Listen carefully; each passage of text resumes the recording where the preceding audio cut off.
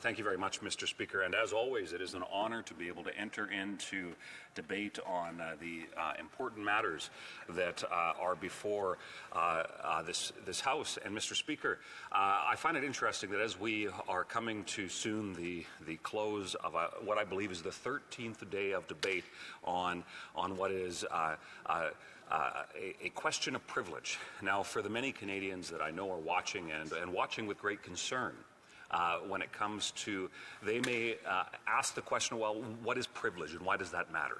It's a word that is used in many different contexts across society, but when it comes to the idea of privilege within Parliament, within our parliamentary tradition, this Westminster system of governance that goes back more than 8 centuries to the Mother Parliament in the United Kingdom, we have these constitutional principles that speak to the idea that members of Parliament have this thing called privilege. And to unpack that just briefly, it speaks to that Parliament and its members, of which a Parliament is made up of. That's why after an election you have a Parliament. We are in the 44th Parliament. The 44th Parliament is made up of 338 MPs. That's what defines what a Parliament is. A government is not the Parliament, but rather a Parliament empowers and gives authority to a government to be able to make decisions. And we've seen this Prime Minister and this government only survive because a majority, which includes the NDP, and often the Bloc Québécois, have given the authority for this government to continue to survive. But it speaks to the idea of privilege and the foundational principle that in our democratic system, it is elected members of Parliament that make up a Parliament which deems that this place and the institutions and the traditions and the constitutional conventions, both written and unwritten, an important aspect that sets our parliamentary democracy apart from, for example, our American counterparts, is these traditions that speak about what our parliamentary system is. And part of what that is, and a key part of why we are having this debate and discussion here today, Mr. Speaker, is because the government finds themselves in conflict with the very constitutional foundation of what our democracy is. So when I first spoke to this motion 13 days ago, Mr. Speaker, I outlined some of the specifics surrounding that and how now I have the opportunity to once again enter into this discussion and to highlight again how important it is that this place be allowed, be empowered, and be respected above all in its ability to call, in this case, for documents. Now, in the aftermath of this privilege motion coming forward, I wrote a news column to share with my constituents what was happening. And it's what is so important about documents. And like the idea of privilege, it is more than just about a stack of documents, Mr. Speaker, that would highlight something about the issue at hand. But it is the ability for Parliament to ensure that it has access to something that it only by its power is able to inform. In fact, I remember there was some controversy a number of years back when it was I believe it was a reporter who said, oh, well, Parliament's coming to, but the government stays. Well, the only reason why the government stays is because Parliament allows it to, the supreme lawmaking authority of the land. The only reason why a Prime Minister can be in office is because Parliament allows that Prime Minister to, and in what we call confidence. And while the Conservative Party, and I'm hopeful, and certainly the increasingly Canadians from coast to coast to coast, I don't think that my constituents have ever had confidence in this government and this Prime Minister and this coalition, but certainly increasingly from coast to coast we're hearing how Canadians do not have confidence, but the idea that a Parliament has that ability to have unfettered access to documents, to ensure that in this case, where there is significant alleged criminality, we have a whistleblower that has made the statement, and that it was a sponsorship level type scandal. And we'll look back to the Chrétien and Martin era, where the Gomery Inquirer, and I remember as a young politico, and in fact my then MP Kevin Sorensen sent me the abridged copy of the Gomery Inquiry, where it outlines some of the incredible corruption that was perpetuated by then Prime Minister Jean Chrétien and followed with Prime Minister Paul Martin, and that brought in some of the most significant accountability reforms in our nation's history when Prime Minister Stephen Harper was elected, and with that push to ensure that there was mechanisms. We brought in the Ethics Commissioner and ethics rules for parliamentarians to ensure that there was conflict of interest, of which that Prime Minister has been found guilty of breaking, and many other cabinet ministers. But, Mr. Speaker, it comes back to the very idea that Parliament is the supreme lawmaking authority of the land, and Parliament represents what our democracy is. So before us we have an almost $400 million scandal where conflicts of interests, hand-picked Liberal appointments, where we have quite frankly, it just stinks.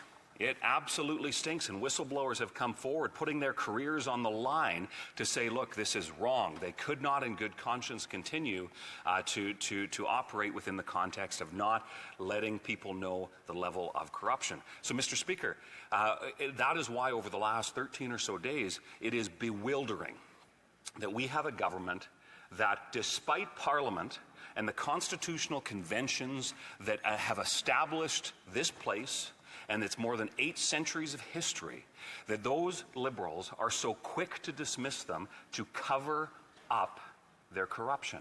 Now, Mr. Speaker, it would be very, very straightforward. That government could release these documents. They could do it today. And then this Parliament could get on with its business. But they refuse. And one has to ask the question, why?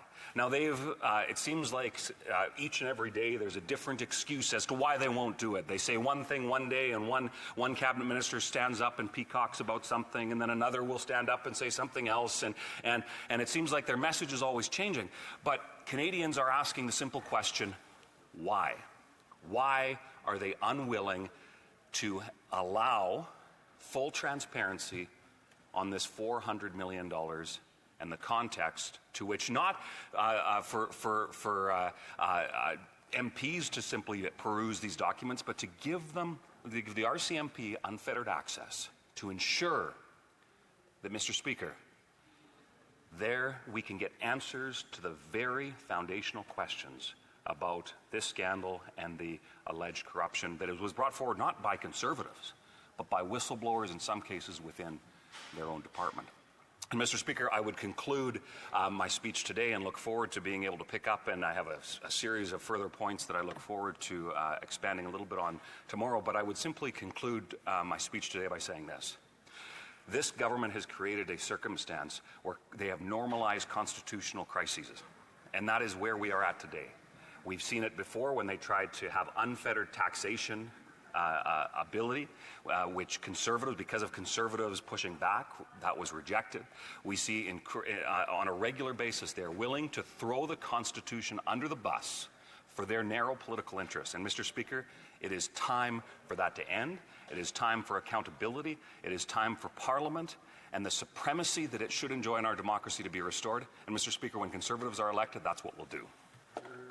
Thank you, honourable member. When we return, he'll have approximately 12 minutes, 11 minutes and 30 seconds to complete his thought. The honourable member for Battle River Crowfoot has 11 minutes and 40 seconds left in his debate.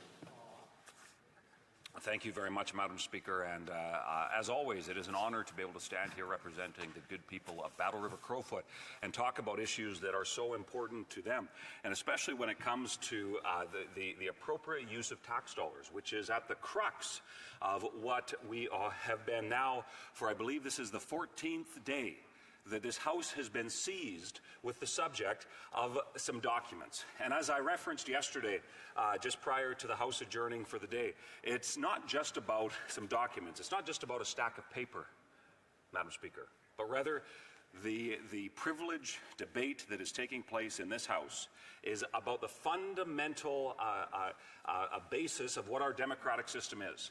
The ability for Parliament and those who are elected by the people of this country to be able to fulfill their constitutional duty in ensuring that in this case there is accountability, but ultimately that this place, the People's House of Commons, is, remains, and continues to be the supreme lawmaking authority for the land. And what is often referred to in the technical term is Parliament has unfettered access to any document in the country. Any document in the country. That includes documents in relation to government spending. Now, it's been interesting because the government has kind of flip-flopped. Each day they seem to have a different tact on how they want to attack Conservatives for simply asking for accountability. But what is very, very interesting is this whole debate could be avoided. And it's actually quite simple. It could easily be avoided by the government simply releasing the documents. It could be, this debate could come to a close if the government was willing to take the step of being transparent. But it seems, Madam Speaker, that thus far they are unwilling to do so. Now, does that mean that there's incriminating information in the documents? Well, it could. We don't know because we don't have the documents. Could that mean that there is criminality that would be exposed in those documents? Well, it could be, but we don't know. But it certainly raises the question, and I have heard from so many Canadians who have reached out to me, and not just from constituents. What's interesting is as this debate has raged on, I have increasingly heard from folks from across this country, including some that live in Liberal ridings, or at least Liberal ridings today. We're not sure that that will be the case after the next election. But they are saying, well, why would they waste so much energy in a cover-up? They claim they have nothing to hide. If that was in fact the case, this is what people are sharing with me, then they should be more forthcoming. So I would invite members of the governing party, members of the Liberal Party, backbenchers who have the constitutional obligation to represent the people that send them here, end the cover-up, release the documents. It is truly simple and straightforward. Yet, these Liberals refuse at every turn. And what is distressing, I think, to so many Canadians is that there has been, over the last 9 years, an erosion of trust into the very foundation of our democratic infrastructure in this country. We have seen time and time again, and I talked yesterday about the normalization of constitutional crises. And it sounds, if one was to outline today, 9 years ago, what this government would perpetuate in terms of normalcy in what they are, how they treat the institutions of Parliament, of government, how they treat Canadians, the fact that these Liberals are the first under the Modern Emergencies Act, since the Prime Minister's father invoked it in the 70s, the first government to suspend charter rights. That government, that Prime Minister, can you believe it? That Prime Minister suspended the charter rights of Canadians. That is astounding. That this government, with such disregard, is so quick to trample on the rights and freedoms of Canadians. Time and time again, we saw, I mentioned briefly yesterday as my time was coming to a close before the House adjourned, that it was this government that dismissed 800 years of parliamentary tradition by asking for unfettered taxation and spending authority. They wanted to bypass this place. They wanted to bypass democracy. It is unbelievable and certainly very, it has contributed to this culture has this culture of corruption that these Liberals preside over. And, Madam Speaker, it is essential that we right the ship. And the good news is it's possible, because we've seen difficult times in this country before. I've heard stories, although I wasn't alive, I wasn't born yet when the Prime Minister's father was leading this country. It was a disastrous time for the West, a disastrous time for the West. National unity crises, constitutional crises. There was flipping the bird to the West was what that Prime Minister's father, and certainly that seems to be this Prime Minister's attitude towards the West as well. But there was the National Energy Program stealing the wealth that could have benefited our country, but instead he targeted his own political self-interest above that of the national good. We have seen difficult times before, and we have seen the ability and the resilience of Canadians showcased, the innovation, ingenuity, and potential that exists in this country. And, Madam Speaker, I believe we will see that unleashing, the unleashing of potential again of this country. But we have to get back to the point where the House is in order, that the House of Commons has the ability to do its job. And the foundational element of that in this place today is that the government needs to understand that it is Parliament that makes the rules. It is Parliament that can call for documents. And it is Parliament that ultimately that Prime Minister, that government, and the members of the governing party, it is Parliament that is the final lawmaking authority of the land. And, Madam Speaker, my hope is that we can see through the mechanisms that do exist in this place, that we can see a level of that accountability take place today in the 44th Parliament, to ensure that the government will either do the right thing and release the documents, or, but I must be honest, I have my doubts, because I saw how it was that Prime Minister when the We Charity scandal was underway in the midst of COVID, that he prorogued Parliament. After saying that he wouldn't for so many years, he prorogued Parliament the day the documents were sent to the clerk of that committee. And for Canadians watching, proroguing Parliament puts a stop on committee activities. That Prime Minister prorogued Parliament to cover up his family's involvement with an organization that would have got hundreds of millions of dollars in sole source contracts across this country. The lengths to which he goes to cover up the corruption is astounding. So forgive me when I say I have my doubts that they'll do the right thing. But that is where Parliament steps in. Parliament has the ability. And now I understand from media reports that there's some dissension in the Liberal ranks, that there are some MPs that are actually figuring out that it's MPs that are elected to the House of Commons and not governments. It is MPs that make up a party that then forms a government. And it's almost hard to believe that I have to explain these basic principles to my colleagues across the way. So I'm glad, in a sense, that they're waking up and realizing that there is that ability they have to stand up for their constituents. But I would urge them as well when it comes to the debate before the House. Their unwillingness to take a stand, to allow Parliament to get the documents and the evidence that is required. And according to a whistleblower, an SDTC whistleblower, Madam Speaker, and I'll quote, "I think the Auditor General's investigation was more of a cursory review. I don't think the goal and mandate of the Auditor General's office is to look into criminality. I'm not surprised by the fact that they haven't found anything criminal, because they're not looking for intent. If their investigation was focused on intent, of course they would find criminality." That's a whistleblower, put their career on the line in order to tell the story of what these Liberals have been up to.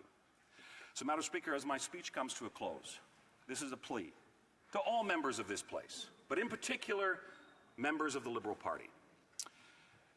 It is an honor and a privilege for us to be able to stand and represent the people we do. But along with that comes great responsibility.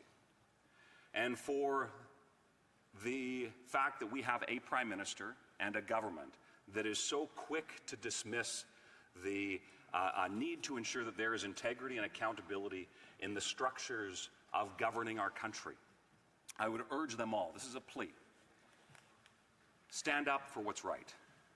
Stand up for accountability. Stand up and demand that these documents be released. And if there is nothing to hide, well, then we'll see that. But, Madam Speaker, forgive me for suggesting that if you have nothing to hide, you don't go to the extremes to hide, like this government has been doing. So, Madam Speaker, the question before this House and before so many Canadians is simple.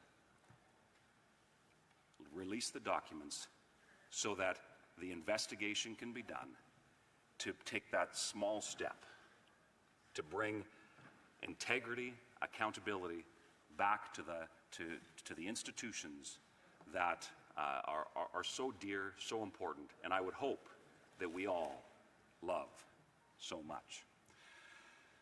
Madam Speaker, I had the honor of being able to celebrate with a number of others from the class of 2019. So I would just, in my closing few seconds here, Madam Speaker, I'd just like to thank once again the people of Battle River Crowfoot for the honor and the opportunity to serve them now for 5 years in Canada's Parliament. Thank you, Madam Speaker.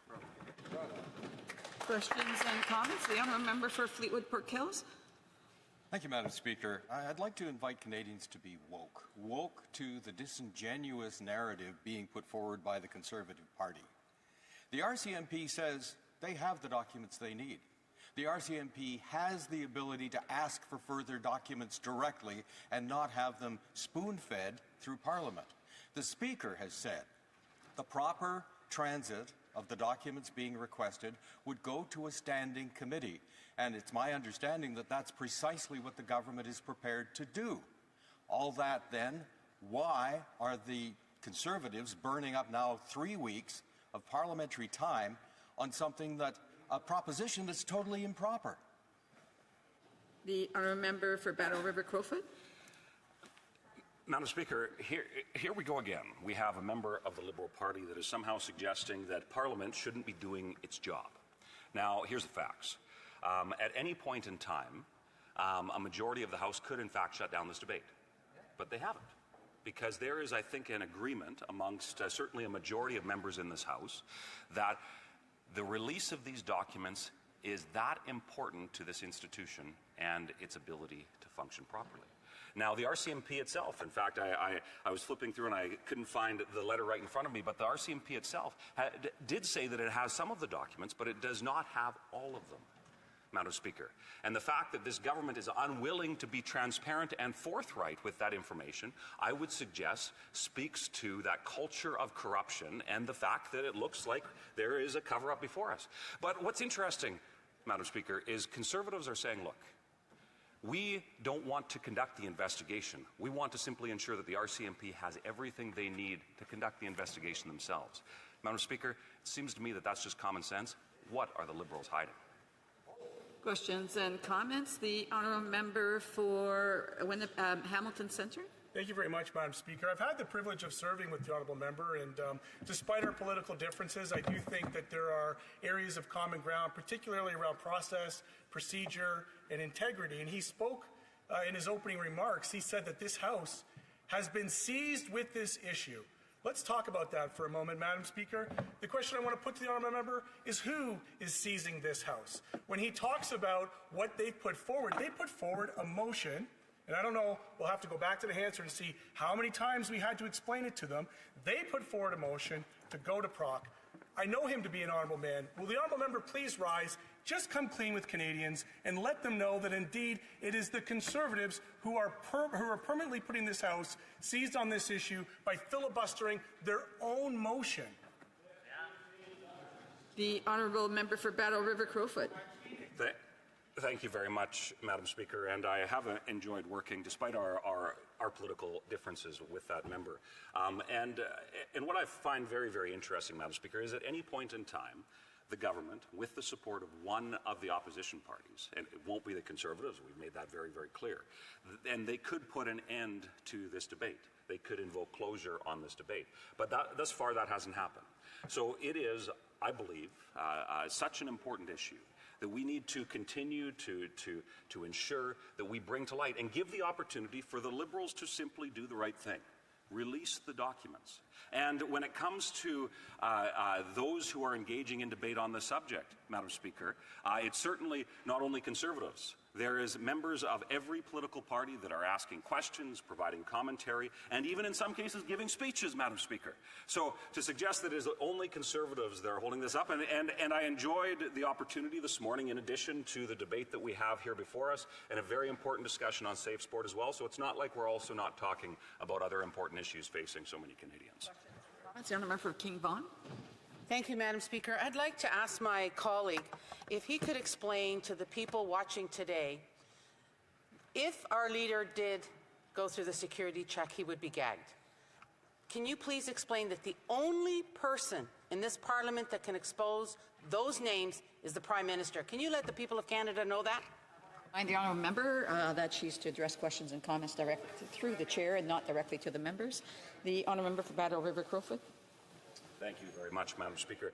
You know, it's interesting because the members of the Liberal Party have taken great pains to politicize something that initially the Prime Minister said he didn't want to politicize, and that was the issues surrounding foreign interference and secrecy and getting top secret security clearance. But it was the Prime Minister at the Hogue Inquiry that even admitted to getting too political, I believe, was his reference when he had taken the stand there. But what's interesting, and my colleague from King Vaughan makes a very interesting point. The Prime Minister doesn't actually have security clearance. Now, it's interesting because many Liberals may not realize that, but he is given access to top secret information because he is the leader of government. That's the constitutional tradition that our Parliament holds to. So when it comes to the gag order, there are different mechanisms, and the member from Wellington Halton Hills, my colleague, yesterday expanded very specifically on what some of those measures are. If the Prime Minister was truly earnest in wanting to do what's best for Canadians, Madam Speaker, he could release the names. There are a number of mechanisms to which he could do so, but he refuses. He would rather play politics, and he is playing with the security of Canadians and the interference of elections. Madam Speaker, that is shameful and puts our democracy at risk. Questions and comments. The honourable member for Surrey Newton. Thank you, Madam Speaker. Madam Speaker, the foreign agents assassinated my constituent, Mr. Niger, and that falls in my constituency. That is not what I'm hearing on the ground. I'm hearing on the ground is that the leader of the Conservative Party is not accountable to Canadians because he's not taking the security clearance so as he can look at it how the Indian government has intervened into our sovereignty and has assassinated my constituent. In fact, the leader is standing with India, and he very well be able to know those 6 conservatives that we are talking about, who those members are, and he doesn't want to find out. That is why he's not taking a clearance. The honourable member order. The honourable member for Battle River Crowfoot.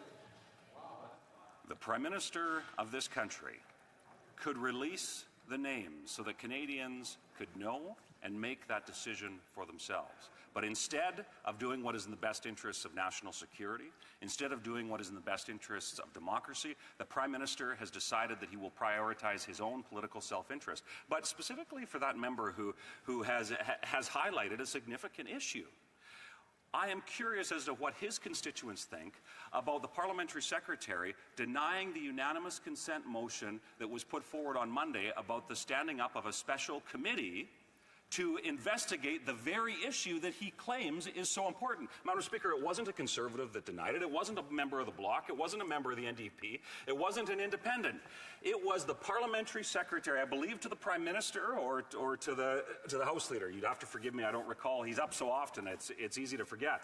But what does that member? What is he hearing from constituents? The fact that one of the senior Liberals in his own party denied a unanimous consent motion to stand up a committee that would have gotten the answers that he has just communicated are so important. Madam Speaker, that's shame. Sorry, the honourable member can continue through response to one more question. Questions et commentaires. The honourable member for Aurora, Oak Ridges, Richmond Hill. Thank you very much, Madam Speaker. And I find it really interesting that the member opposite is talking about starting a committee, putting up another committee to look at an issue when there is a suggestion that the papers he is wanting to have examined go to a committee, that we can move forward on this issue by actually following a committee that's already in place, as was suggested by the Speaker. And it seems that he's very free with suggesting that people's information, their names, their allegations against them, their personal information that might be in business documents, be released to whoever asks for them, Madam Speaker. Well, I realize it is our right and our privilege. We need to exercise that right with some discretion, and I would maintain that our Charter of Rights and Freedoms actually supersedes our right to do whatever we want in this House. Honourable member for Battle River Crowfoot has 40 seconds to respond. Thank you very much, Madam Speaker. And I would encourage that member to look very carefully at the Charter of Rights and Freedoms and to look at some of the history, the hard-fought and won histories of Constitution, the constitutional setup of the Westminster system of governance. And now she doesn't like me referencing the history that has got us to the point where we are at here today. And Madam Speaker, I would suggest... 9 members, they've had an opportunity to ask a question. They need to listen to the answer, whether they like it or not. And if they have other things to contribute, they should wait to the appropriate time. The honourable member for Battle River Crowfoot, if he could wrap it up. Thank you very much, Madam Speaker. So what it comes down to, the Charter of Rights and Freedoms is absolutely meant to protect Canadians from government, not to protect the government from the revelations of their corruption. So, Madam Speaker, if they are so concerned about privacy and whatnot, Madam Speaker, the solution is very, very simple. They release the documents so that the RCMP can do the work that they've been called to do. What are they working so hard to cover up, Madam Speaker? It's so simple. Why are they complicating the issue?